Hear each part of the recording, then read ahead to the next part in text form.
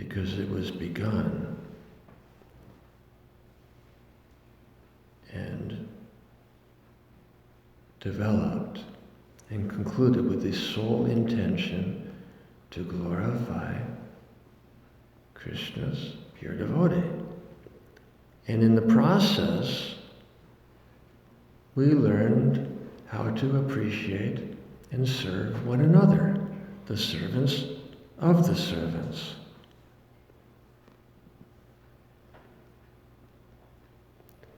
And Srila Prabhupada's blessings were evident on his final address to the palace crew. This is another unique quality of Srila Prabhupada's palace as compared to other samadhis, like his Deha Samadhi in Vrindaban, his Pushpa Samadhi in Mayapur. Srila Prabhupada pointed out where he wanted those established.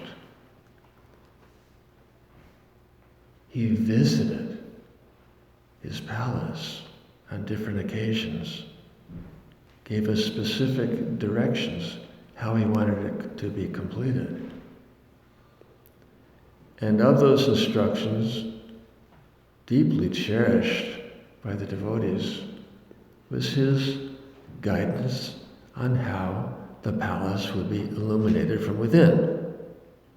And therefore, when he was circumambulating in 1974, and it was 4 solid walls, Srila Prabhupada stopped at regular intervals and tapped his cane on the solid wall and said, "Put a window here." Kirtananda Swami said, "We'll have artificial lighting inside. We don't need a window." Srila Prabhupada said, "Put a window here. We want natural lighting." And then he stopped at regular intervals and repeated this, giving detailed instructions how he wanted his residence to be completed. When he came back in 1976 and circumambulated again and saw that there were windows everywhere he pointed out that they should be, he then entered the inner sanctum where there were no windows because that's inside a second wall. And Balayamadhan Maharaj, who was present at the time, articulated a sentiment that had been circulating amongst the palace crew. And he told Srila Prabhupada that in this room, illumination will be from jewels inlaid in the columns, just like in Krishna's palaces in Dwarka. And Srila Prabhupada didn't look too impressed by that statement. He overdid us. With his cane, he motioned like an arch, encompassing all the devotees in the room, and said, in all humility, "These devotees are my jewels."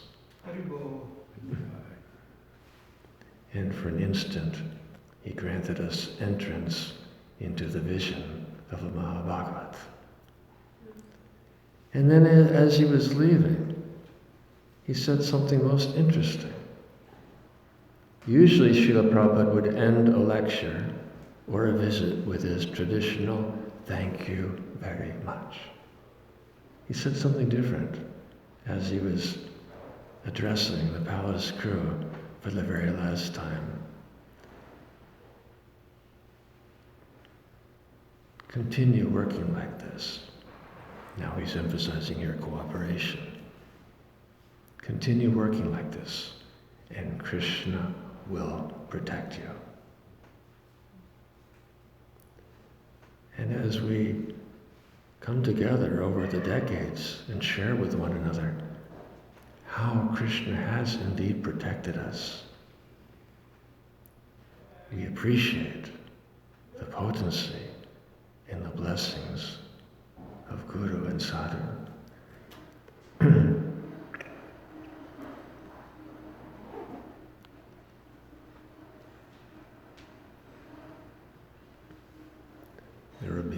festivities throughout the weekend as the members of the palace crew reunite and connect. And in so doing, we experience reunion and connection with Srila Prabhupada all the more. Thank you very much. Are there any questions or comments? One question. Like Prabhupada. Just a moment. Oh, Prabhupada's Pushpa Samadhi is in Mayapur, and his actual Samadhi is in Vrindaban. They have Samadhi. But you said he's a Smriti. Smriti. From his books. Shruti and Smriti? Like that? Smriti, remembrance. Remembrance. Smriti Samadhi. Okay. Smriti Samadhi means a place where the remembrance of the sadhu or the acharya is enshrined. It's a place which invokes his presence and remembrance. And it's not limited to any one place. Even in Vrindaban, there are so many places that fulfill that purpose. Palace is unique amongst all of them in that it was conceived, built, and maintained with that specific intent to award residence to Srila Prabhupada, which at the time we thought, mistakenly, was limited to his physical presence, which we have come to realize more and more over the decades, that he's more present in his instructions, his Vani.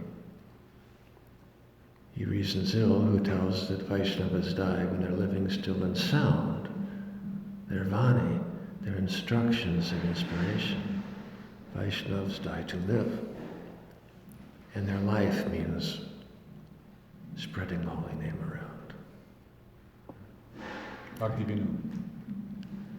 On the Samadhi of Haridas Thakur. Yes.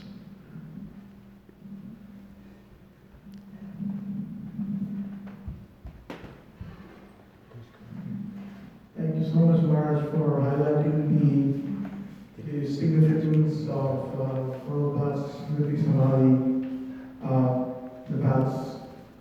But I have one thought or a question. You explained the different types of samadhis, or the importance of the gurus, the acharyas, bhajan study or the smriti study that brings remembrance. What about the house of Srila Prabhupada in Old Vrindavan? When do you think we all can be inspired to revitalize it and make it a tirtha? And as much importance as we give to so many projects all over the world, when do you think, or when will everybody be inspired to? It's been many, many decades, and it still is in shambles. We all need to kind of be inspired to do something about it, because that is Guru Graha. It is the place where Acharya Prabhupada resided.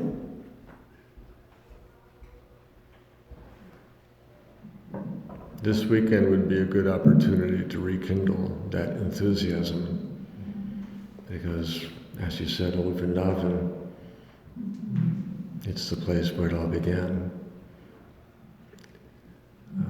Srila Prabhupada's first residence here in New Vrindavan, ISKCON's first farm community, ISKCON's first cow. It all began in Old Vrindavan. And that should be sufficient merit for great inspiration to rejuvenate that tirtha. Thank you for your bringing attention to that important point. Anything else?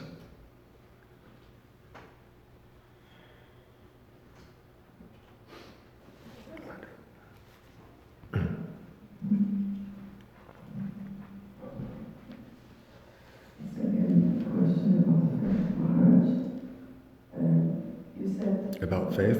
Faith, yes.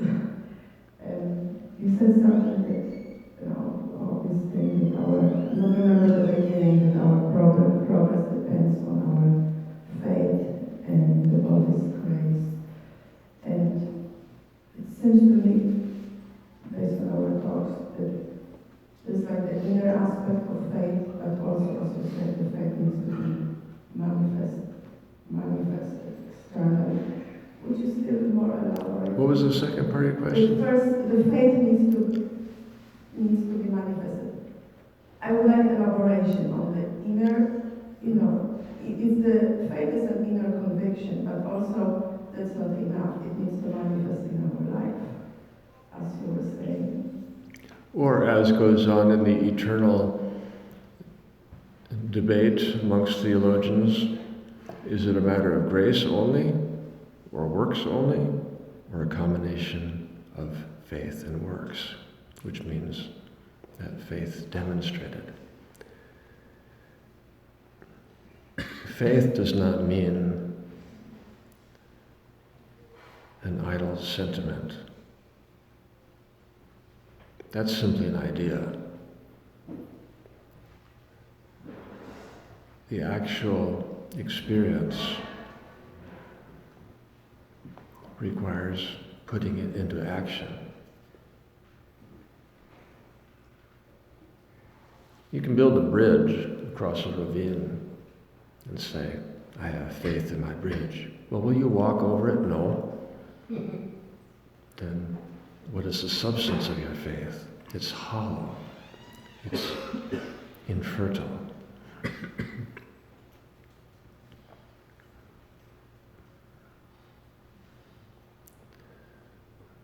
We all have faith in something, in someone.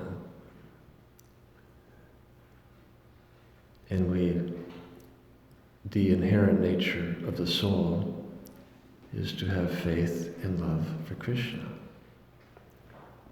So it's not a matter of creating something we don't have within us, which you're referring to as the internal dynamic. But that's hollow and shallow and impotent until we put it into action. Now, what's the magic in the action? It's actually in the reciprocation. When you put your faith into motion and apply it by extending your comfort zone, or actually moving a little outside of your comfort zone to cultivate your dependence on Krishna. And then you experience the reciprocation from Krishna. That expression of faith has at that stage become realized. And you also receive a taste of how wonderful it is to be dependent on a higher power and not on your own limited, fallible abilities. You experience that. And Srila Prabhupada gave an example from his own life to illustrate the peace and joy found in faith. He said when he was a young child, he got on the tram with his father. And the conductor, just to have fun, just to play with this little child, he said to him in an intimidating way, "Where is your fare?" Or your token, or whatever they used. To playfully intimidate little Srila Prabhupada and see his response. And Srila Prabhupada said, "Here is my father." And he pointed to Kormahante. So that's the appropriate, innocent, childlike faith that really attracts the protection of Krishna, as illustrated here in Bhagavatam in this chapter. Ambarish Maharaj, who was a resident of Braja, and therefore he's glorified by perfectly exemplifying all the 9 processes of devotional service. He, just out of his sincere endeavor to show hospitality to this sadhu, Durvasa Muni, but Durvasa Muni, like Lord Shiva, of whom he's an expansion, is easily pleased and displeased. So he was displeased because he thought that Ambarish Maharaj broke his fast before him simply by taking a little water, so he cursed him and created that monster.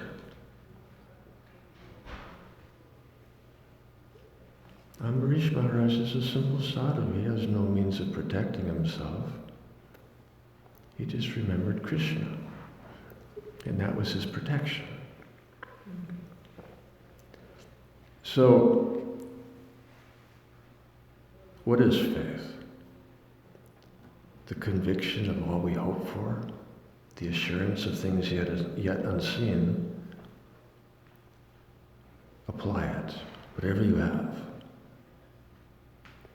and be aware of the reciprocation that comes from Krishna. And then apply it a little bit more, and a little bit further, and watch the wonderful increased sweetness of reciprocation from Krishna. So faith is like anything. How do you make it grow? You invest it, you plant it. You take the seed and place it in the soil and cultivate it until it bears fruit of much more than you initially invested. Invest it. Whatever faith you have, and we all have some, you'd have to, even just to be alive in this world, invest it. Apply it. Because it's still sterile when it's just in your own mind. Apply it. Invest it. Cultivate it. And watch for the reciprocation, which is the concrete affirmation that your faith was properly applied. Thank you, Maharaj. What's the difference between trust and faith? It's a subtle distinction.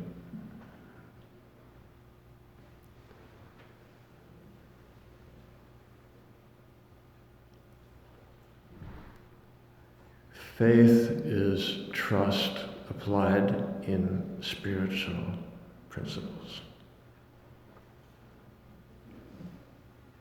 Trust is more of a moral quality that we cultivate amongst one another.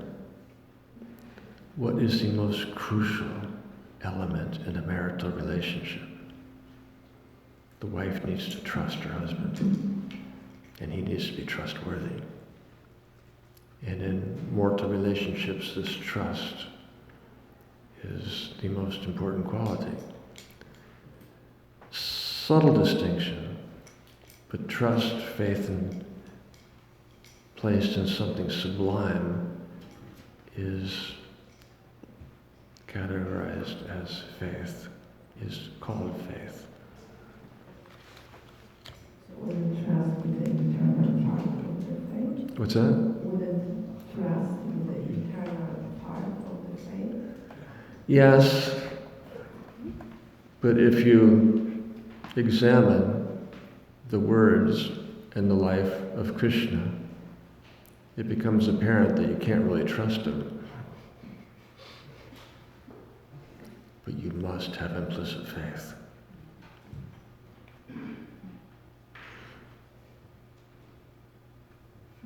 Maharaj, let me just say one thing. Internally you can trust him. Sure. Internally. Yeah. But his pastimes are tricky. And his words are tricky. His words are tricky. But Bhagavad Gita is not tricky. Mahabharata is.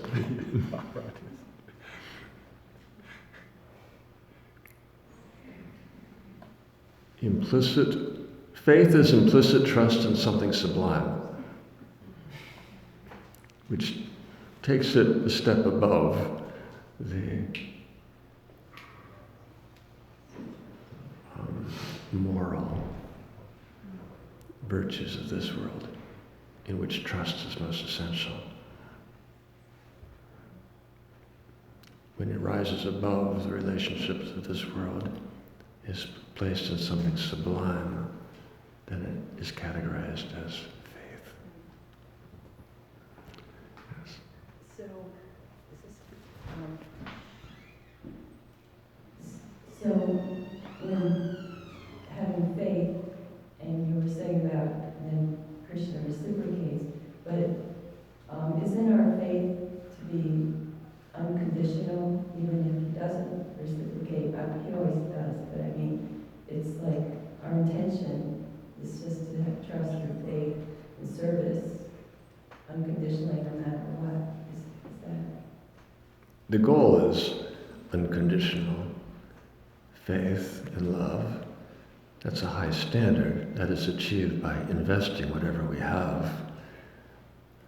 Because our investment, applying the faith you have, attracts grace, which is the reciprocation. And in the dynamic, the exchange between faith and grace, a relationship develops and fructifies in unconditional faith and love. Anything else? Thank you very much. Srila Prabhupada ki jai. Jai. Sadhu, sadhu, sadhu.